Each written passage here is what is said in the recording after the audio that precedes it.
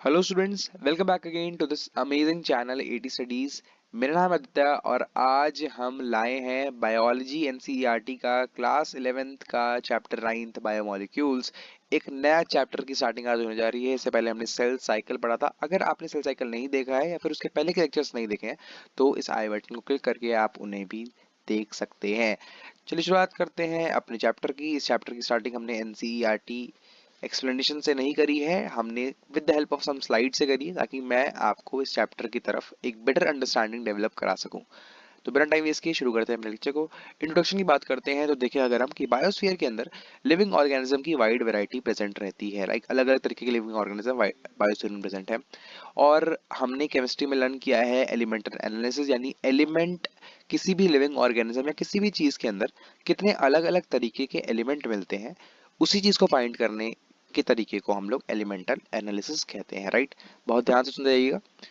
NCERT ने दो चीजों के बारे में बता रखा है एलिमेंटल एनालिसिस करने के लिए। एक है प्लांट या एनिमल सेल या फिर कोई भी लिविंग ऑर्गेनिज्म का सेल का एलिमेंटल एनालिसिस, और अर्थ क्रस्ट का एलिमेंटल एनालिसिस, यानी इन दोनों चीज के अंदर कितने अलग अलग तरीके के एलिमेंट पाए जाते हैं। ठीक है, कितने अलग अलग तरीके की धातुएं पाई जाती हैं।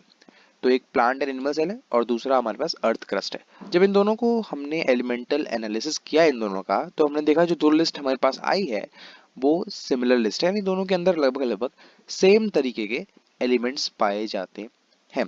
तो डिफरेंस कहाँ पर क्रिएट होता है? डिफरेंस क्रिएट होता है रिलेटिव एबंडेंस में, यानी इसके जो बेसिकली एलिमेंट्स है और इसके एलिमेंट्स है, इन दोनों के अगर इन दोनों के एलिमेंट्स को हम कंपेयर करें तो उसमें फर्क क्रिएट होता है। हमको प्लांट और एनिमल सेल्स में कुछ चीजें ज्यादा मिलेंगी as compare to earth crust, और कुछ चीजें अर्थ क्रस्ट में ज्यादा मिलेंगी as compare to the plant या फिर एनिमल सेल। आइए ये टेबल देखते हैं, उससे आपको ज्यादा क्लियर होगा। राइट, तो एनसीईआरटी ने बड़ी सिंपल सी तरीके से बता रखा है टेबल को। एनसीईआरटी ने बड़ी स्मार्ट तरीके से ऊपर की जो हमें चार पांच एलिमेंट्स हैं, लाइक ठीक है, CHONS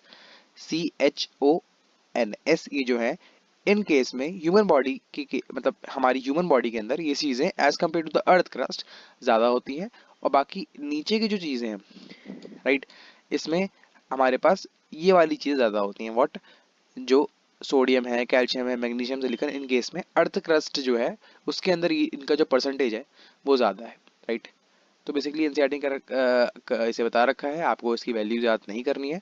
सिंपली आपको CHONS ऐसे याद कर लेना है, और आपको ध्यान रखना है कि इसमें ह्यूमन बॉडी में जो इसकी परसेंटेज है वो as compare to the earth crust ज्यादा है, और बाकी नीचे वालों में अर्थ क्रस्ट में इसकी परसेंटेज जो है वो ज्यादा है। राइट, तो बेसिकली केमिकल कंपोजिशन करते कैसे हैं, एनसीईआरटी ने बता रखा है कि कैसे हम केमिकली कंपोजिशन इसकी पता लगाएंगे।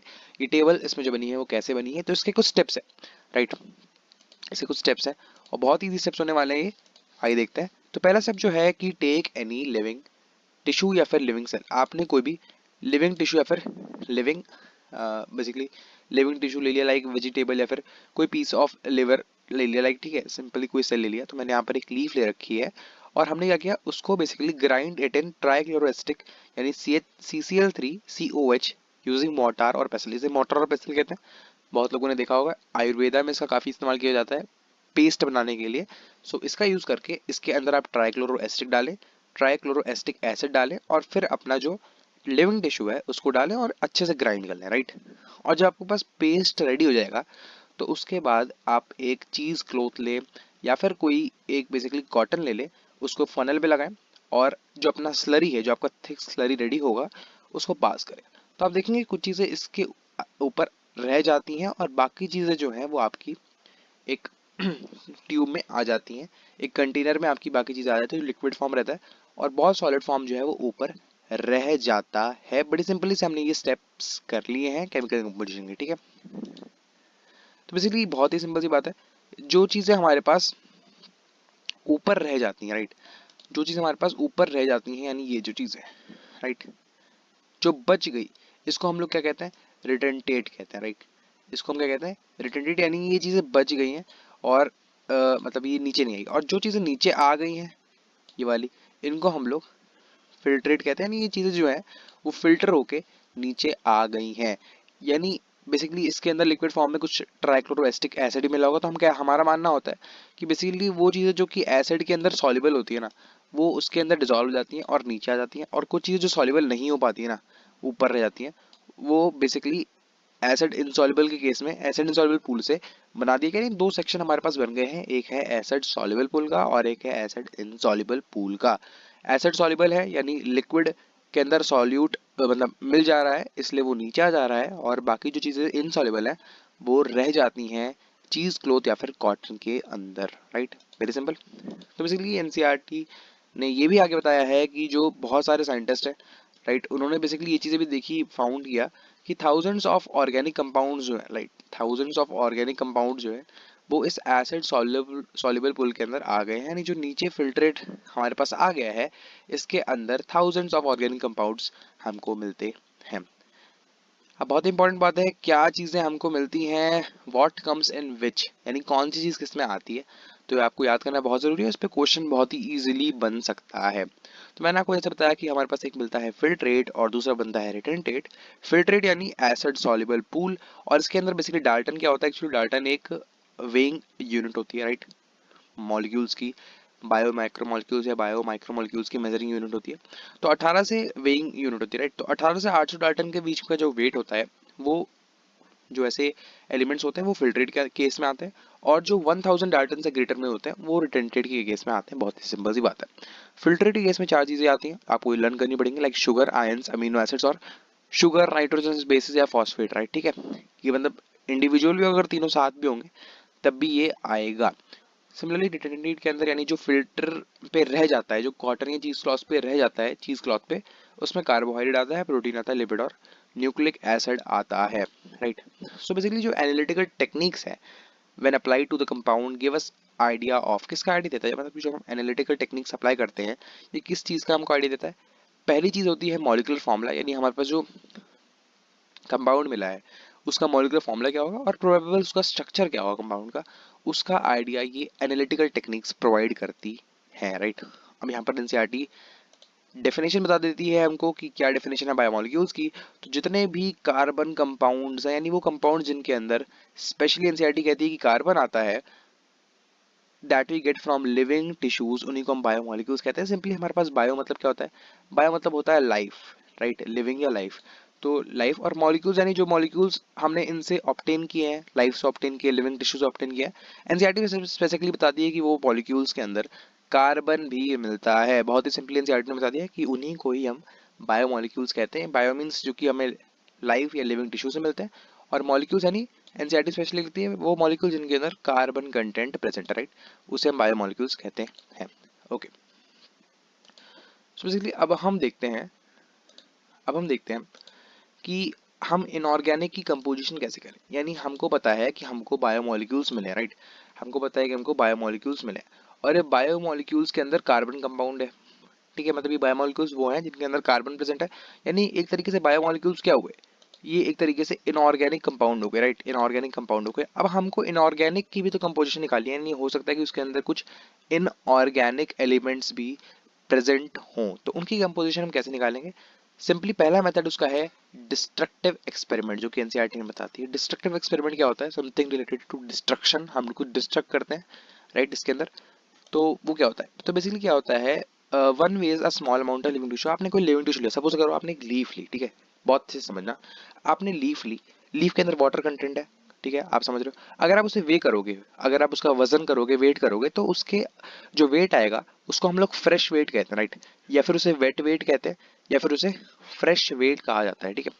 अब क्या करो, आप अब आप उसको सुखा दो, उसको आप थोड़ा हीट करो, तो उसके अंदर का वाटर कंटेंट चला जाएगा, वो सूख जाएगी, लीफ जो है वो सूख जाएगी। अब अगर आप उसका वेट करोगे, ठीक है, वजन करोगे, तो आप उसका जो वेट आएगा उसको हम कहेंगे ड्राई वेट, ठीक है। अब वो ड्राई हो गई है, अब उस टिश्यू को आप बर्न कर दो, वो लीफ आपके पास है उसको आप जला दो, ठीक है। तो जितना भी कार्बन रिलेटेड कंटेंट उसके अंदर प्रेजेंट होगा वो CO2 बन के उड़ जाएगा, ठीक है, CO2 बन के कंप्लीट उड़ जाएगा। तो अब जो चीज बचेगी वो ऐश बचेगी, और अब उसका अगर आप वेट करोगे तो उसे हम ऐश वेट कहते हैं। तो हम डिस्ट्रक्शन करते आ रहे हैं, राइट, डिस्ट्रक्शन करते आ रहे हैं। तो जो ऐश हमारे पास बचती है इसके अंदर इनऑर्गेनिक एलिमेंट्स ही बचते हैं, क्योंकि ऑर्गेनिक एलिमेंट्स हमारे पास जब हम बर्न करते हैं उसको, तो ऑर्गेनिक एलिमेंट्स यानी जिसके अंदर कार्बन है वो CO2 बन के निकल जाता है, और इनऑर्गेनिक एलिमेंट्स हमारे पास बचते हैं लाइक कैल्शियम और मैग्नीशियम, और इस तरीके से हम उसका इनऑर्गेनिक कंपोजिशन भी निकाल सकते हैं। हालांकि एनसीईआरटी एक तरीका और बताती है, दैट इज कि इनऑर्गेनिक कंपाउंड जो होते हैं लाइक सल्फेट फॉस्फेट हो गया, ये एसिड सॉल्युबल फ्रैक्शन के अंदर भी हमको मिल जाता है। जैसे कि हमने बात करी थी थोड़ी देर पहले, देखिए मैंने बताया था कि आपको कि फिल्ट्रेट जो होता है यानी एसिड सॉल्युबल, उसके अंदर आयंस भी आते हैं, राइट। तो सल्फेट फॉस्फेट क्या है, ये आयंस ही तो है। तो बेसिकली ये भी इसके अंदर आ जाते हैं, इसलिए हम एसिड सॉल्युबल के अंदर भी इनऑर्गेनिक कंपाउंड निकाल सकते हैं, लेकिन सारी नहीं निकाल पाते, इसलिए हम लोग डिस्ट्रक्टिव एक्सपेरिमेंट का यूज करते हैं, राइट। सो डिस्ट्रक्टिव एक्सपेरिमेंट का यूज करते हैं। तो यहाँ पर हमारी स्लाइड खत्म होती है, अब हम चलते हैं एनसीईआरटी की तरफ। ओके ओके, सो हमारे एनसीईआरटी आ गई है हमारे पास। सो बेसिकली इसके अंदर मैं आपको बता दूं, हमने बायोमोलिक्यूल्स की स्टार्टिंग तो कर ही दी है। हमने एनसीईआरटी ने इस चैप्टर को टोटल 12 टॉपिक्स के अंदर डिवाइड कर रखा है और सारे टॉपिक्स को हम अंडरस्टैंड करेंगे। अभी हमारे पास फर्स्ट टॉपिक चल रहा था कि how to analyse chemical composition, और इसके अंदर काफ़ी कुछ चीज़ें हमने पढ़ ली हैं। हमको स्टार्टिंग करनी है यहाँ से अमीनो एसिड से, राइट। यहाँ तक हमने पढ़ लिया कम्प्लीटली, और अब हमें पता है कि यहाँ पर अब एनसीईआरटी अमीनो एसिड्स के बारे में कुछ बताएगी, इस पैराग्राफ के अंदर लिपिड्स के बारे में बताएगी, और इस वाले पैराग्राफ के अंदर न्यूक्लिक एसिड्स के अंदर बारे में हमको पता चलने वाला है। तो आप प्रॉपर पेन कॉपी लेके बैठिएगा, और कुछ बहुत सारी चीज़ में नोट करना बहुत ही इंपॉर्टेंट हो जाता है, और एज एड एग्जाम में वो चीज़ें आ जाती हैं, तो आप प्रॉपरली इसको समझिएगा, लाइक ठीक है। तो अमीनो एसिड बेसिकली क्या होते हैं, ऑर्गेनिक कंपाउंड्स होते हैं जिनके अंदर आपको एक अमीनो ग्रुप मिलेगा। अमीनो यानी NH2 ग्रुप को हम लोग अमीनो ग्रुप कहते हैं, राइट। एक हमें एसिडिक ग्रुप मिलता है, सो COOH एक एसिडिक ग्रुप है, राइट। और बेसिकली ये सेम कार्बन से अटैच हो रखे होते हैं, जैसे कि आप देख रहे हैं सेम कार्बन से अटैच हो रखे हैं, और इस कार्बन को हम अल्फा कार्बन कहते हैं, इसलिए इसको अल्फा अमीनो एसिड कहा जाता है। मैं आपको बता दूं कि beta amino acids gamma amino acids भी होते हैं, लेकिन protein generally alpha amino acids ही कंस्टिट्यूट करते हैं। तो प्रोटीन जो है वो अल्फा अमीनो एसिड्स ही बनाते हैं। ये मीथेन के सब्स्टिट्यूट होता है, यानी मीथेन में कुछ चीज़ें सब्स्टिट्यूट कर दी जाए, यानी ये चीज़ देखे, एक चीज देके कोई चीज निकाल लेना, इसको हम सब्स्टिट्यूट कहते हैं, ठीक है। इसको एक्सचेंज कर लिया, तो ये एक सब्स्टिट्यूटेड मीथेन होता है। लाइक ये एक स्ट्रक्चर मैंने यहाँ पर मीथेन का बना रखा है। मीथेन के अंदर क्या होता है, बीच में एक कार्बन अटैच होता है, और कार्बन के दोनों तरफ चारों तरफ हाइड्रोजन अटैच रहता है, लाइक ठीक है। ये एक हाइड्रोजन है, यहाँ पर एक हाइड्रोजन है, चारों तरफ हाइड्रोजन अटैच रहते हैं, और इसी के अंदर अगर हम सब्स्टिट्यूशन करते हैं, आप समझ रहे हैं, मतलब ये साइड वाला जो हाइड्रोजन है इसको हमने निकाल दिया, और इसके अंदर हमने COH लगा दिया, सब्स्टिट्यूट कर दिया। सिमिलरली ये वाला हाइड्रोजन हमने निकाल के यहाँ पर NH2 ग्रुप लगा दिया, और ये वाला हाइड्रोजन निकाल के हमने यहाँ पर कोई एक आर्बिट्री ग्रुप R लगा दी, ठीक है। तो इसी को ही हमने सब्स्टिट्यूट कर दिया मीथेन को, इसलिए ये सब्स्टिट्यूटेड मीथेन भी कहा जाता है। Very simple. जो चार सब्स्टिट्यूएंट होते हैं occupying the, there are 4 substituent groups occupying the 4 valency positions, right. These are hydrogen, ये अभी अमीनो एसिड के बारे में बता रहे हैं जो अल्फा अमीनो एसिड है। हाइड्रोजन होता है, एक कार्बोक्सिल ग्रुप होता है यानी COOH, अमीनो ग्रुप होता है यानी NH2, और एक वेरिएबल यानी आर्बिट्री ग्रुप होता है जिसे हम लोग R ग्रुप कहते हैं। यही R ग्रुप डिसाइड करता है अलग अलग अमीनो एसिड्स को, यानी इस R ग्रुप को आप चेंज करते जाओ, ठीक है। यानी ये आर्बिट्री ग्रुप है, यानी आप कोई भी ग्रुप यहाँ पर ऐड कर सकते हो, वो शो करके रखा हुआ है। इस ग्रुप को आप चेंज करते जाओ, और जैसे जैसे आप चेंज करते जाओगे अमीनो एसिड भी चेंज होते जाएंगे। जो अमीनो एसिड प्रोटीन फॉर्मेशन में हेल्प करते हैं, मैंने को बताया जो अमीनो एसिड्स होते हैं वो प्रोटीन के बिल्डिंग ब्लॉक्स होते हैं। इन अमीनो एसिड्स के अगर हम जोड़ते जाएं, चेन बनाते जाएं, तो बेसिकली हमारे पास प्रोटीन बन जाएगा, राइट। तो बेसिकली जो प्रोटीन फॉर्मिंग अमीनो एसिड्स होते हैं वो सिर्फ और सिर्फ 20 होते हैं। बहुत ही बहुत ही बहुत ही इंपॉर्टेंट लाइन है, सिर्फ 20 टाइप के अमीनो एसिड ही प्रोटीन फॉर्मेशन कर पाते हैं। और जो R ग्रुप होता है इज इन दीज प्रोटीनेशन amino acids could be a hydrogen, ठीक है। यानी ये R ग्रुप के कुछ एग्जांपल बता रखे हैं, यानी अमीनो एसिड के कुछ एग्जांपल बता रखे हैं। अगर मैं R ग्रुप को हाइड्रोजन से चेंज कर दूं तो मैं उसको ग्लाइसिन कहूंगा, अगर मैं मिथाइल ग्रुप से चेंज कर दूं तो एलेनिन कहूंगा, और हाइड्रोक्सिल मिथाइल से अगर मैं चेंज करूं यानी CH3OH से अगर एक्सचेंज कर दूं तो उसे मैं सेराइन कहूंगा, राइट। और 3 of the 20 are shown in figure 9.1। ये फिगर भी बहुत ज्यादा इंपॉर्टेंट है, जैसे कि आप देख सकते हैं यहाँ पे R ग्रुप होता था, उन्होंने हटा के यहाँ पर H कर दिया तो ग्लाइसिन हो गया, CH3 ऐड कर दिया तो एलेनिन हो गया, और CH2OH कर दिया तो हमारे पास सेराइन हो गया, राइट। तो H आपका सिंपल है ग्लाइसिन। अगर आपका एल्काइल ग्रुप ऐड होता है दैट इज CH3, तो आप एलेनिन आप ऐसे याद रख सकते हो, ओके। और यहाँ पर हमारे पास एल्कोहलिक ग्रुप ऐड हो रहा है, राइट, सिराइनिज्म कहते हैं। तो जो बचा हुआ है वो सिराइन हो गया, और अगर एल्काइल ग्रुप हो गया ऐड तो उसे हम एलेनिन कहते हैं, ओके। और सिंपल H से ग्लाइसिन होता है, राइट। तो हमने बात करी जो केमिकल और फिजिकल प्रॉपर्टी होती है अमीनो एसिड्स की, राइट। अमीनो एसिड का हमको स्ट्रक्चर पता है, उसकी जो फिजिकल और केमिकल प्रॉपर्टी होती है are essentially of the amino carboxylic and the R functional, यानी तीन ग्रुप जो होते हैं यही उसकी केमिकल या फिजिकल प्रॉपर्टी को डिटरमाइन करते हैं, ठीक है, इन्हीं के ऊपर बेस्ड रहता है। ठीक है, based on the number of the amino and carboxyl group. मैंने आपको बताया अमीनो जो होता है वो एक बेसिक ग्रुप होता है, एक बेसिक नेचर लाता है, और कार्बोक्सिल जो है वो एक एसिडिक नेचर लाता है। बड़ी सिंपल सी बात है। देयर आर एसिडिक, एसिडिक मतलब अगर हमारे पास कार्बोक्सिल ग्रुप्स ज्यादा अटैच होंगे as compare to amino group, ठीक है, अमीनो एसिड के ऊपर, तो उसको हम लोग एसिडिक कहेंगे, जिसका एग्जांपल एनसीईआरटी ग्लूटामिक एसिड देती है, बहुत ही इंपॉर्टेंट, राइट। बेसिक कब होगा? जब हमारे पास अमीनो ग्रुप कार्बोक्सिल ज्यादा होगा, बहुत ही सिंपल सी बात है, तो उसके एग्जांपल एनसीईआरटी लाइसिन देती है। और न्यूट्रल अगर दोनों ग्रुप बराबर नंबर में होंगे तो उसको मैं वलाइन कहता हूँ, मतलब वलाइन एक एग्जांपल है, अमीनो एसिड के एग्जांपल दे रखे हैं यहाँ पर, ठीक है, बड़ी सिंपल सी बात है। और कुछ एरोमेटिक अमीनो एसिड्स भी होते हैं, एरोमेटिक आपने पढ़ा होगा, एरोमेटिसिटी आपको केमिस्ट्री में पढ़ाया जाता है।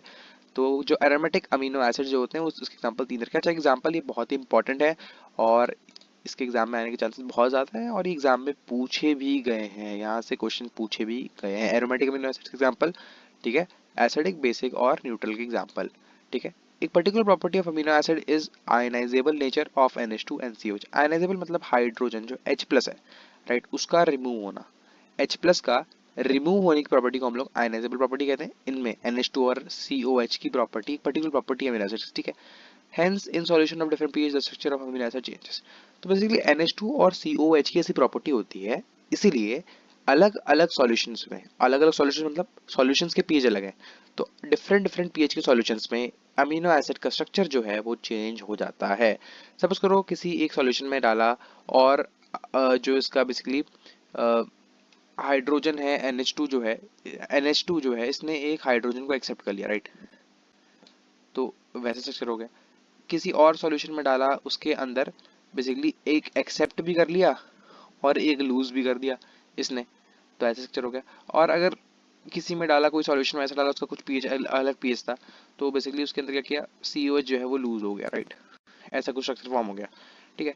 तो ऐसे अलग अलग स्ट्रक्चर्स के मिलते हैं। और जो ये वाला स्ट्रक्चर है, यानी एक लूज हुआ और एक गेन हुआ, ये वाला स्ट्रक्चर को हम लोग ज्यूटर आयनिक फॉर्म कहते हैं। कौन सी? ज्यूटर आयनिक फॉर्म इसे कहा जाता है, बहुत ही इंपॉर्टेंट है, राइट। तो यहाँ पर अमीनो एसिड्स खत्म होता है, हम आगे भी इसे कंटिन्यू करेंगे, लेकिन उससे पहले स्टार्ट करते हैं हमारे लिपिड के बारे में। लिपिड्स बेसिकली क्या होते हैं? मैंने बताया आपको, जो फैट होता है उसकी जो सिंपल फॉर्म होती है वो लिपिड्स होती है, राइट, आप इसको ऐसे समझ सकते हैं। तो लिपिड्स की प्रॉपर्टीज के बारे में पढ़ना बहुत जरूरी है। जैसे यहाँ पे बता रखा है एनसीईआरटी ने, लिपिड्स होते हैं वाटर इनसॉल्यूबल होते हैं, यानी वाटर के अंदर ये सॉल्यूबल नहीं हो पाते हैं, मिल नहीं पाते हैं। They could be simple fatty acids, ठीक है, उनको हम ये बेसिकली सिंपल फैटी एसिड्स भी हो सकते हैं, सिंपली फैटी एसिड्स हैं, या फिर फैटी एसिड्स के साथ ग्लिसरॉल मिला रखा है, तब भी हम उनको लिपिड्स कहते हैं। तो फैटी एसिड बेसिकली क्या होता है? Fatty acid basically a carboxyl group attach to an R group, एक आर ग्रुप के साथ COOH ग्रुप अटैच होना, ठीक है। और ये आर ग्रुप क्या, सपोज करो मिथाइल ग्रुप है, यानी CH3COOH इथाइल ग्रुप है, C2H5COOH, और हायर नंबर ऑफ है CH2 groups, 1 carbon to 19 carbon, उनको हम लोग क्या कहते हैं? फैटी एसिड्स कहते हैं। यानी ये एल्काइल ग्रुप्स है हमारे पास, इन्हीं एल्काइल ग्रुप्स के अंदर क्या लगा हुआ है? COH ग्रुप लगा हुआ है, इसको फैटी एसिड्स कहा जाता है। फॉर एग्जांपल, बहुत ही इंपॉर्टेंट एग्जांपल से प्रोवाइड करती है पायलमेटिक एसिड, ठीक है, पाल्मिटिक एसिड। तो पाल्मिटिक एसिड के अंदर 16 कार्बन होते हैं, इंक्लूडिंग द कार्बोक्सिल कार्बन, यानी COH के कार्बन को भी गिना है, उसको मिला के 16 होते हैं। आर्केनोडोइक के अंदर 20 कार्बन होते हैं, ठीक है, इसके अंदर भी कार्बोक्सिल कार्बन को इंक्लूड कर रखा है। फैटी एसिड जो होते हैं वो दो तरीके के होते हैं, सैचुरेटेड भी हो सकता है, अनसैचुरेटेड भी हो सकता है। सैचुरेटेड वो होते हैं जिनके अंदर डबल या ट्रिपल बॉन्ड नहीं पाए जाते, सिर्फ सिंगल बॉन्ड होते हैं पूरे स्ट्रक्चर में। और अनसैचुरेटेड वो होते हैं जिनके अंदर एक या एक से ज्यादा डबल बॉन्ड पाया जाता है। Another simple lipid is glycerol, एक और सिंपल लिपिड है जिसका एग्जांपल एनसीईआरटी ग्लिसरॉल कहती है। तो अभी तक एनसीईआरटी किसके बारे में बता रही थी? अभी एनसीईआरटी बता रही थी फैटी एसिड्स के बारे में, राइट, एक तरीके का ये भी लिपिड है। और एक और लिपिड एनसीईआरटी बताती है जिसे हम ग्लिसरॉल कहते हैं, और ग्लिसरॉल का स्ट्रक्चर बता रखा है ट्राईहाइड्रोक्सी प्रोपेन। ट्राईहाइड्रोक्सी प्रोपेन यानी 3 हमारे प्रोपेन बना रखा है, प्रोपेन का जनरल स्ट्रक्चर है, और यहाँ पर एक ट्राईहाइड्रोक्सी यानी OH ग्रुप, आप तीनों में ऐड कर लो, राइट, सिंपल सी बात है। और इनको अटैच कर लो साथ में, और हाइड्रोजन की वैलेंसी आप पूरी कर लेना, ठीक है। तो उसको हम लोग बेसिकली कहते हैं। तो ये बेसिकली यहाँ पर क्या आ गया? H2 आ गया, 2 हाइड्रोजन आ गए, इधर एक हाइड्रोजन रहेगा और इधर एक हाइड्रोजन, और रहेगा 2 हाइड्रोजन यहाँ पर रहेंगे, राइट। तो इसको हम लोग क्या कहते हैं? ग्लिसरॉल का ये स्ट्रक्चर बना रखा है। बहुत सारे लिपिड जो होते हैं उनके अंदर दोनों पाए जाते हैं, राइट। तो या तो हमारे पास क्या रहेगा, लिपिड के अंदर सिर्फ ग्लिसरॉल रहेगा, या तो सिर्फ फैटी एसिड रहेगा, या तो सिर्फ फैटी एसिड रहेगा, या तो सिर्फ ग्लिसरॉल रहेगा, तो दोनों रह सकते हैं।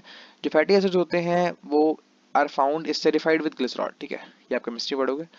स्टेरिफाइड विद ग्लिसरॉल, जो फैटी एसिड्स हैं वो कैसे पाए जाते हैं, are found esterified with glycerol, इनके साथ स्टेरिफाइड रहते हैं, यानी इन दोनों की स्टेरिफिकेशन होती है, राइट, तब जाके हमारे पास लिपिड्स बनता है, इस फॉर्म में पाए जाते हैं।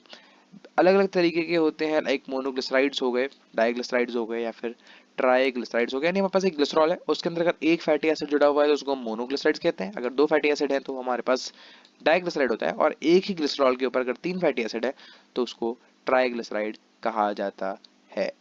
These are also called fats, इनको फैट्स और ऑयल भी कहते हैं, based on the melting point, बहुत इंपॉर्टेंट है।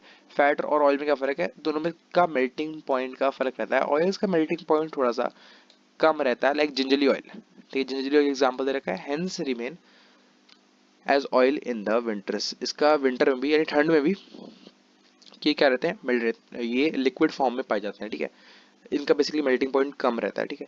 Can you identify fat from the market, कुछ लिपिड्स के अंदर फॉस्फोरस ही प्रेजेंट रहता है, और उसको फॉस्फोराइलेटेड ऑर्गेनिक कंपाउंड भी उनके अंदर प्रेजेंट रहते हैं, ऐसे ऑर्गेनिक कंपाउंड यानी कार्बन प्लस फॉस्फोरस को हम लोग फॉस्फोराइलेटेड ऑर्गेनिक कंपाउंड कहते हैं, ऐसे कंपाउंड भी उसके अंदर प्रेजेंट रहते हैं। तो ऐसे लिपिड्स को हम लोग पर्टिकुलरली लिपिड फॉस्फोलिपिड्स कहते हैं, और आपको पता होगा ये सेल मेम्ब्रेन के अंदर पाया जाता है, राइट, सेल मेम्ब्रेन के अंदर पाया जाता है। Phospholipid, lecithin is one example, जो फॉस्फोलिपिड का एग्जांपल दे रखा है वो लेसिथिन दे रखा है, right, less than example of phospholipid, okay. तो एग्जांपल इधर का है, कुछ ऐसे टिश्यू हैं specially the neural tissues have lipids with more complex structures, ठीक है, न्यूरल टिश्यूज के अंदर लिपिड्स का और ज्यादा कॉम्प्लेक्स स्ट्रक्चर पाया जाता है। तो यहाँ पर हमने लिपिड्स की बात कर ली, यानी फैट्स की बात कर ली एक तरीके से, ठीक है, फैट्स का जो बिल्डिंग ब्लॉक्स होते हैं वो लिपिड्स होते हैं, ऊपर हमने प्रोटीन की के बिल्डिंग ब्लॉक्स की बात करी, दैट इज अमीनो एसिड्स, और अब हम बात करेंगे न्यूक्लियोटाइड्स या न्यूक्लियोसाइड्स के बिल्डिंग ब्लॉक्स के बारे में, that is nucleic acids. So basically living organisms के अंदर नंबर ऑफ कार्बन कंपाउंड होते हैं in which heterocyclic rings can be found, ठीक है, हेट्रोसाइक्लिक रिंग्स क्या होती हैं, ऐसी रिंग्स जिसके अंदर सारे कार्बन अटैच ना हो, बीच में कुछ और भी आ जाए, कोई नाइट्रोजन ग्रुप आ जाए, राइट, या ऑक्सीजन ग्रुप आ जाए, उसे हम कहते हैं। और जिस रिंग के अंदर मतलब कोई कार्बन, अगर उस रिंग के अंदर सारे कार्बन होंगे तो उसको हम होमोसाइक्लिक रिंग कहते हैं। तो इसीलिए हमारे पास बहुत सारे ऐसे कार्बन कंपाउंड होते हैं जो कि हेट्रोसाइक्लिक रिंग की फॉर्मेशन में होते हैं, यानी इस फॉर्म में प्रेजेंट रहते हैं। कुछ ऐसे होते हैं, some of these are nitrogenous bases, example दे रखा है नाइट्रोजन बेसिस, जैसे adenine, guanine, cytosine, uracil and thymine, basically, ठीक है, ये नाइट्रोजनस बेसिस के बारे में आपको बता रखा है। मैं आपको बता दूं नाइट्रोजनस बेसिस दो तरीके के होते हैं, एक हमारे पास होता है प्यूरिन, ठीक है, प्यूरिन PU, और एक हमारे पास होता है पिरिमिडीन, ठीक है, सो इट्स PY। तो बेसिकली पिरिमिडीन जो होता है और प्यूरिन होता है, तो प्यूरिन के अंदर दो आते हैं, एडेनिन और गुआनिन, AG, बाकी जो है साइटोसिन है, यूरासिल है और थायमिन है, यानी कट, वो इसके अंदर आता है पिरिमिडीन के अंदर, ठीक है, प्यूरिन के अंदर पिरिमिडीन, ठीक है। मैं आपको बता दूं प्यूरिन के अंदर दो रिंग्स पाई जाती हैं और इसके अंदर सिर्फ एक ही रिंग पाई जाती है, ठीक है, सिर्फ एक रिंग पाई जाती है इनके स्ट्रक्चर में, और इसके अंदर दो रिंग पाई जाती है।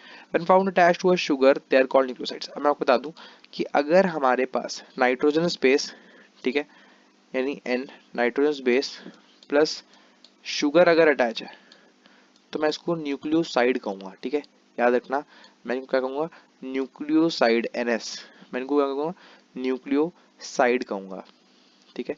और अगर इसके अंदर एक फॉस्फोरस ग्रुप भी अटैच हो जाता है, यानी मेरे पास नाइट्रोजन बेस है, मेरे पास एक शुगर है और मेरे पास एक फॉस्फोरस या फॉस्फेट ग्रुप भी अटैच है, तो उस केस में मैं इसको कहूंगा nucleotide, right, it's anti nucleotide में से कहूंगा।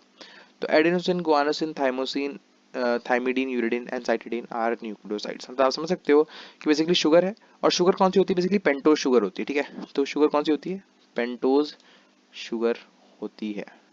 In case of DNA and RNA sugar जो होती है वो पेंटोज होती है, पेंटोज, ठीक है, 5 कार्बन की शुगर होती है।